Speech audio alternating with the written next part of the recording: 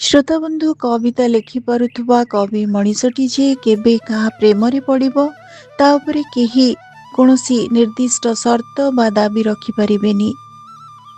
कवि को केबे नील आकाशर चुना चुना उज्ज्वल तारका हाथ ठारी डाकुथिबार से अनुभव करुथिबो तो आउ केतेबेले नील समुद्रर उत्ताल तरंग पुणी नदी तटर राशि राशि बालुजर पुणी अबा केबे पवनर धीमा धीमा हिल्लोल ताकू आच्छन्न करुथिबे आवेगरे भरुथिबे। श्रोता बंधु आज जहाँ को आम शुणा से पड़िचंती नईर प्रेमरे। से संसार रे थाई मध्य संसार रे नथिबा अनुभव करती। से थांती तांकर भाव जगत रे शब्द बुणु थांती भावरे बुड़ु थांती पुणी सेही भाव प्रवणतारू मुक्ति लोड़ु थांती। कवि सुशांत दास। सुशांत दास पिता स्वर्गत प्रफुल्ल कुमार दास माता मेनका दास कोल मंडन करी केन्द्रापड़ा जिलार धानमंडल ग्राम रे भूमिष्ठ होइथिले। वृत्तिगत क्षेत्र रे इतिहास विभाग रो से जणे अध्यापक। से द्विभाषी कवि उभय हिंदी एवं ओडिया रे कविता लेखंती।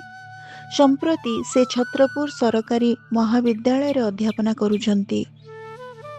कवि सुशांत दास एकाधार रे जणे गीति कवि गाल्पिक प्राबंधिक अध्यापक जणे प्रशासनिक अधिकारी सुसंपादक।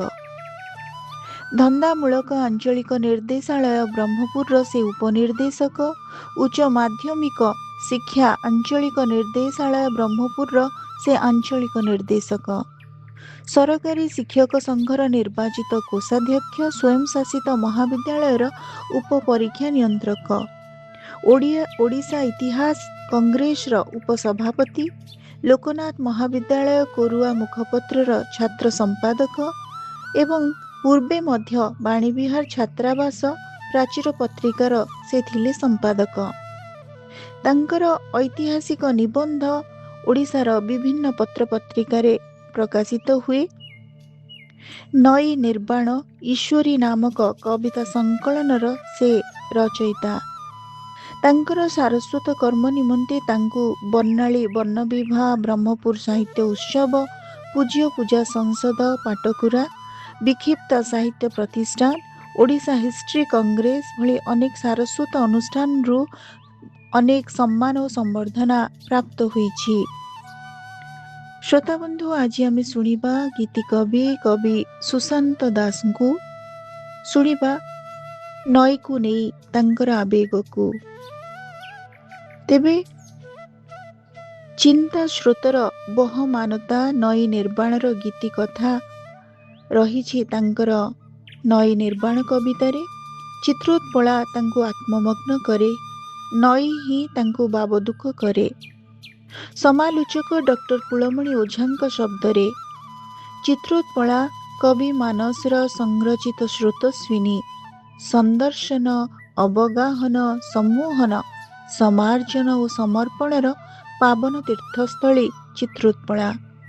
से चित्रोत्पला पहिली प्रवाह पुणी निर्वाणर नियत निर्झरिणी। ए सबु थिला विशिष्ट समालोचक डॉक्टर कुलमणि ओझांकर कवि सुशांत दासଙ୍କ नई निर्वाणर कविता गुड़ी को नहीं एक सुंदर अभिव्यक्ति। श्रोता बंधु आज आम शुणा कवि सुशांत दास को।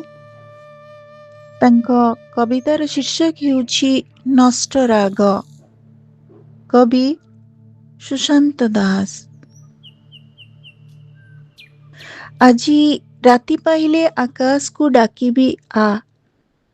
आजी राति पाहिले आकाश को डाकिबी आ। ता मुहरे बोली देबी पापुलिए माटी छाटी देबी बाल्टीए पानी। उठिब गछ फुटिब फूल झरटीए बुहाई देबी सूर्यरु जह्न जाए। तापरे से माने आसीबे काटी नेबे मोटा मोटा काठ गंडी दाबी बसेबे पानीठी सूर्य ठू जह्न जाए नक्शा आंकिबे फिता धरी।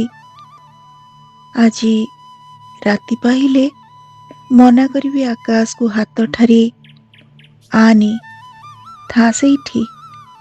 ଆଜି ରାତି ପାହିଲେ ମନା କରିବି ଆକାଶକୁ ହାତ ଠାରି, ଆନି ଥା ସେଇଠି। କବିଙ୍କର ଅନ୍ୟ ଏକ କବିତା ରେମୁଣା ଗୋଲେଇ। କବି ସୁଶାନ୍ତ ଦାସ।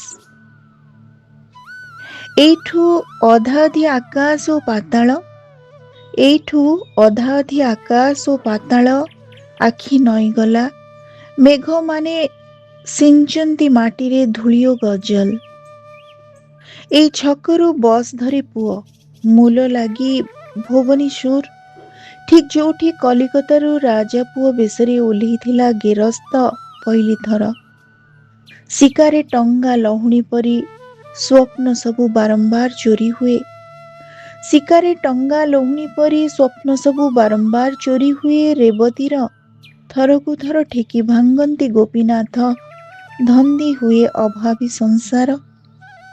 ତଥାପି କ'ଣ ଥାଏ ଏ ଛକରେ, ତଥାପି କ'ଣ ଥାଏ ଏ ଛକରେ, ଫି ଥର ଓହ୍ଲେଇବାକୁ ଇଚ୍ଛା ହୁଏ। ବସ୍ ଉଡ଼ିଗଲେ ଫ୍ଲାଇଓଭରରେ ଜହ୍ନ ପଚାରୁଥାଏ ସମୁଦ୍ର ଠିକଣା, ଜହ୍ନ ପଚାରୁଥାଏ ସମୁଦ୍ର ଠିକଣା। ଠିଆ ହୋଇଥିବା ପ୍ରତିଟି ମଣିଷକୁ ଏଇ ଗୋଲେଇରେ। ଧୂଳିରେ ଗଡ଼େଇ ଦେଲି, ଧୂଳିରେ ଗଡ଼େଇ ଦେଲି, ଭଲ ପାଠ ଦିଅ ନାତି ଟୋକାକୁ, ନାଁ ରଖୁ ତମର ହୋ ଫକୀର ମୋହନ। ଧୂଳିରେ ଗଡ଼େଇ ଦେଲି, ଭଲ ପାଠ ଦିଅ ନାତି ଟୋକାକୁ, ନାଁ ରଖୁ ତମର ହୋ ଫକୀର ମୋହନ। ଜୁହାରେ ଦିନେ ନା ଦିନେ ସମସ୍ତେ ଭେଟ ହେବା ଗୋଲେଇ ଛକରେ, ଜୁହାରେ ଦିନେ ନା ଦିନେ ସମସ୍ତେ ଭେଟ ହେବା ଗୋଲେଇ ଛକରେ। ଖୁବ୍ ସୁନ୍ଦର କବିତା କବି ସୁଶାନ୍ତ ଦାସଙ୍କର। ଆଉ ଏକ କବିତା କେହି ଜଣେ ତ ଛୁଅଁ, କେହି ଜଣେ ତ ଛୁଅଁ। କେହି କେବେ ଛୁଇଁଛ କି ସବୁଠୁ କୋମଳ ଅଂଶକୁ ତାର, ଛାତିର ଅତଳ ତଳ ଗହୀରର ସାଇତା ରହସ୍ୟ କେବେ କେବେ ଛୁଇଁ ଦେଇପାର। ସିଏ ଏକ ମନଛୁଆଁ ବାସ୍ନାର ସହର, ସିଏ ଏକ ମନଛୁଆଁ ବାସ୍ନାର ସହର। ସହର ଦେହର ଫୁଲ ପକା ସଫେଦ ଚଦର, ଚଦର ଉଠେଇ ନେଲେ ସ୍ୱପ୍ନ ପରି ଉଡ଼ିଯାଏ ତାର ସବୁ ମୁଲାୟମ ପର। ଫୁଲର କୋମଳତମ କଢ଼ି ସେଜେ, ଫୁଲର କୋମଳତମ କଢ଼ି ସେଜେ, କାକ୍ଟସ୍ କଣ୍ଟାର ଆଖିକୁ ଦିଶୁନଥିବା ମୁନିଆ ଅଂଶ। ଛୁଆଁରେ ତା ଝରିନି ରକତ ସତ, ଗୁଡ଼େଇ ହେଇଯାଏ ଛାତିରେ ଦରଜ ଓ ଗାଲରେ ମାଉଁସ। ତଥାପି ତଥାପି ଛୁଏଁନି କେହି କାହା ହାତର ଶିରାରେ, ସେତେ ବେଶୀ ସମ୍ବେଦନା କାହିଁ? ତଥାପି ଛୁଏଁନି କେହି କାହା ହାତର ଶିରାରେ, ସେତେ ବେଶୀ ସମ୍ବେଦନା କାହିଁ?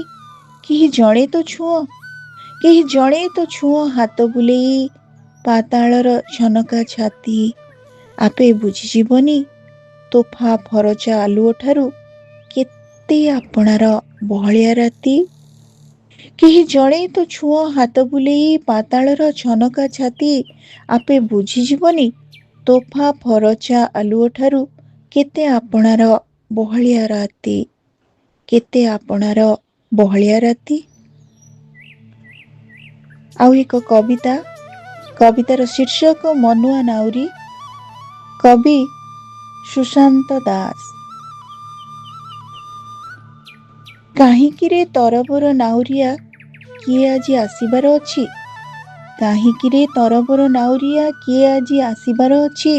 ଧୀରେ ଧୀରେ ବାହିନେ ନା, ଦେଖୁନୁ କେମିତି ମଝି ଦରିଆରେ ଶୁଖିଲା ପତର ପରି ମନ ମୋର ଭଉଁରୀ ଖେଳୁଛି। କାହିଁକିରେ ତରତର ନାଉରିଆ କିଏ ଆଜି ଆସିବାର ଅଛି, ଧୀରେ ଧୀରେ ବାହିନେ ନା, ଦେଖୁନୁ କେମିତି ମଝି ଦରିଆରେ ଶୁଖିଲା ପତର ପରି ମନ ମୋର ଭଉଁରୀ ଖେଳୁଛି। ଏବେ ବି ତ ପାହାଡ଼ ପିଠିରେ ପଡ଼ିନାହିଁ କାଉଁଳିଆ ଛାଇ, ଏବେ ବି ତ ପାହାଡ଼ ପିଠିରେ ପଡ଼ିନାହିଁ କାଉଁଳିଆ ଛାଇ। ଖୁର ପରି କିରଣର ଧାର, ସୁରୁଜର ଯାଇନାହିଁ ନଇଁ, କିଏ ତୋର ଚାହିଁଥିବ ବାଟ, ମୁଁ ତୋତେ ପାରୁନି ମନେଇ, ମୁଁ ତୋତେ ପାରୁନି ମନେଇ। ଜାଣିଚିରେ ମନା ମୋର ମାନିବୁନି, ଜାଣିଚିରେ ମନା ମୋର ମାନିବୁନି ନା ତୋର ଘେନିଯିବୁ ଘାଟ, ଦଣ୍ଡେ ହେଲେ ଯା ରହି ମନ ଭରି ଦେଖୁ ଆଖି ପାଣି ସହ ପବନର ନାଟ।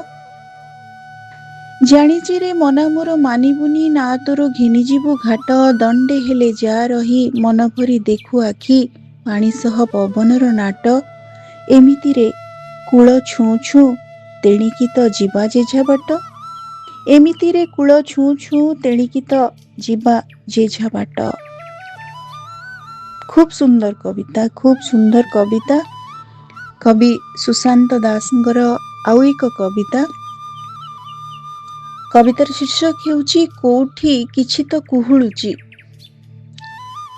କୋଉଠି କିଛି ତ କୁହୁଳୁଚି, କବି ସୁଶାନ୍ତ ଦାସ। କୋଉଠି କିଛି ତ କୁହୁଳୁଚି, ମାଟି ତଳର ଚେର, ମୋଟେ ଦିଶୁ ନଥିବା ଆକାଶ, ଗଣ୍ଡ ମାଛର କାତି, ତକିଆ ତଳର ତୁଳା। କୋଉଠି କିଛି ତ କୁହୁଳୁଚି, ଧୂଆଁ ନାହିଁ କି ଧାସ, ଧୂଆଁ ନାହିଁ କି ଧାସ, କିଛି ତ କୁହୁଳୁଚି, ପୋଡ଼ି ଯାଉଛି ନିଶ୍ୱାସ। କୋଉଠୁ ଆଣିବି ବାଘ ନଖ, କୋଉଠୁ ଆଣିବି ବାଘ ନଖ, ଉଖୁରେଇବି ଛାତି ତଳର ପାଉଁଶ, କୋଉ ନଈକି ମନେଇବି ଇଆଡ଼େ ଆ, ଭସେଇ ନେ ଯେତେ ଜଳି ନଥିବା ପାଉଁଶ, କି ନିଆଁ ଲାଗି ଆସୁଥିବା ବିଶ୍ୱାସ। ଆଜି କାହିଁ ଆବା କାବା ଏ ସକାଳ, ଆଜି କାହିଁ ଆବା କାବା ଏ ସକାଳ, ନାନା କଥା ଆଖିରେ ନାଚୁଛି। ଆଜି କାହିଁ ଆବା କାବା ଏ ସକାଳ, ନାନା କଥା ଆଖିରେ ନାଚୁଛି। କୋଉଠି କିଛି ତ କୁହୁଳୁଚି, କୋଉଠି କିଛି ତ କୁହୁଳୁଚି। ଅତି ଚମତ୍କାର କବିତା କବି ସୁଶାନ୍ତ ଦାସଙ୍କର। କବିଙ୍କୁ ବହୁ ଥର ମୁଁ ଶୁଣିଛି, ଅତି ଭାବପ୍ରବଣତା ଥାଏ ତାଙ୍କ କବିତାରେ। ଜୀବନକୁ ସେ ଭିନ୍ନ ସ୍ତରରେ ଦେଖନ୍ତି, ବୁଝନ୍ତି। ଆଉ ଏକ କବିତା ଭଉଁରୀରେ ନଈ ଓ ମୁଁ, କବି ସୁଶାନ୍ତ ଦାସ। କୋଉ କଥା କହିବି ନଈକି ବୁଝେ ନାହିଁ କିଛି, କୋଉ କଥା କହିବି ନଈକି ବୁଝେ ନାହିଁ କିଛି, ଯତନରେ ତୋଳିଥିଲି ବାଲିଘର ବେଳଉଣ୍ଡି ଭସେଇ ନେଇଛି। କେତେ ସତ ବାଲିଘର ବୁଝେ ନାହିଁ ନଈ, ଯାହା ଦିଶେ ଅବିକଳ ସତ ପରି ଏଠି ଯାହା ଦିନେ ଧୋଇ ଯାଏ ଦିନେ ଧୋଇ। କେତେ ସତ ବାଲିଘର ବୁଝେ ନାହିଁ ନଈ, ଯାହା ଦିଶେ ଅବିକଳ ସତ ପରି ଏଠି ଯାଏ ଦିନେ ଧୋଇ। କେତେ କଥା ପୋଡ଼ିଯାଏ ଏଠି, କେତେ କଥା ପୋଡ଼ିଯାଏ ଏଠି, ସମ୍ପର୍କର କୋଇଲା ଭାଟିରେ ସେ କାହୁଁ ଜାଣିବ କେମିତିକା ଗଢ଼ା ହୁଏ ଥାକ ଥାକ ଇଟା, ବସ୍ତାଏ ମୁହ ଘୋଳି ତାରି ବାଲିରେ। ବାଇଆଟା ବୁଝେ ନାହିଁ, ବାଇଆଟା ବୁଝେ ନାହିଁ, ଗାଡ଼ି ଘୋଡ଼ା କୋଠା ଭସେଇବା ଜାଣେ ଏକା, ସବୁ ତାକୁ ଲାଗେ କାଠି କୁଟା। ଜାଣିଛୁ ତୁ ନଈ ତୁ, ଜାଣିଛୁ ତ ନଈ ତୁ, ବତା ନୁହେଁ କଥା, ମୋତେ କାଟେ ଦୁନିଆର ଯେତେ ଟୁପୁରୁ ଟାପୁରୁ, କି କହିବି ସବୁ ତୋ ତୁଠେ। ରୂପା ପରି ଚକ୍ ଚକ୍ ପାଣିରେ କାଟିଦେଲେ ମିଛ କଳାଗାର, ସବୁ ଚିହ୍ନା ମୁହଁ ଏବେ କହ, କୋଉ ଅତଳ ଗଣ୍ଡରେ ତୋ ବୁଡ଼ି ବୁଡ଼ି ଲୁଚେଇବି ଲୁହ। ଟହଲିଆ ପବନର ଯେତେ ସବୁ କାନକୁହା କଥା, ଟହଲିଆ ପବନର ଯେତେ ସବୁ କାନକୁହା କଥା, ଯାଉଛି ମୁଁ ଚଉକସ ଧାନ ବିଲ ପରି ନିଦରେ ଶୋଇବି।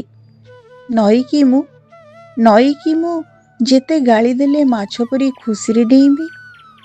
ସତ ସତ କେଡ଼େ ସୁତୁରୀ ସେ ନଈ, ସତ କେଡ଼େ ସୁତୁରୀ ସେ ନଈ, ନିରୀହ ପଣରେ ସେଇ ଏକା ଦେଇପାରେ ସବୁ କିଛି ଧୋଇ। ସତ କେଡ଼େ ସୁତୁରୀ ସେ ନଈ, ନିରୀହ ପଣରେ ତାର ସେଇ ଏକା ଦେଇପାରେ ସବୁ କିଛି ଧୋଇ। କବିଙ୍କର ଆଉ ଏକ ଚମତ୍କାର କବିତା। କବିତାର ଶୀର୍ଷକ ହେଉଛି ସେଇ ଆଖି ଦୁଇଟି।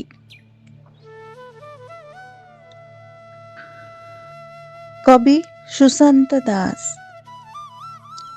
କ'ଣ ଅଛି ସେ ଆଖିରେ, କ'ଣ ଅଛି ସେ ଆଖିରେ, ଥରେ ଚାହିଁଦେଲେ ଚାହିଁ ହୁଏନି କୁଆଡ଼େ କାହାକୁ ବି।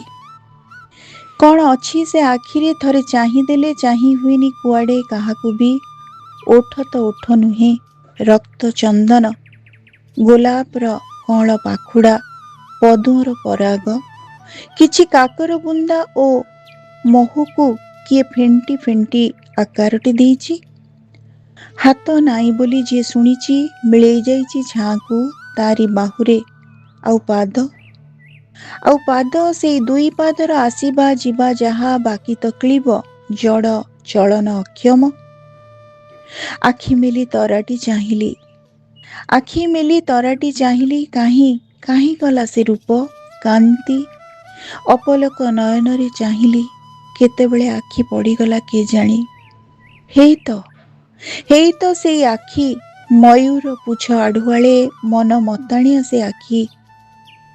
ହେଇ ତ ସେଇ ଆଖି, ମୟୂର ପୁଚ୍ଛ ଆଢ଼ୁଆଳେ ମନ ମତାଣିଆ ସେ ଆଖି। ଆଃ, ଏବେ ବୁଜି ହେଇଯାଉ ଏ ଆଖି। ଦିଶୁଥାଉ ସେଇ ଆଖି ଯୋଡ଼ିକ, କାନରେ ବାଜୁଥାଉ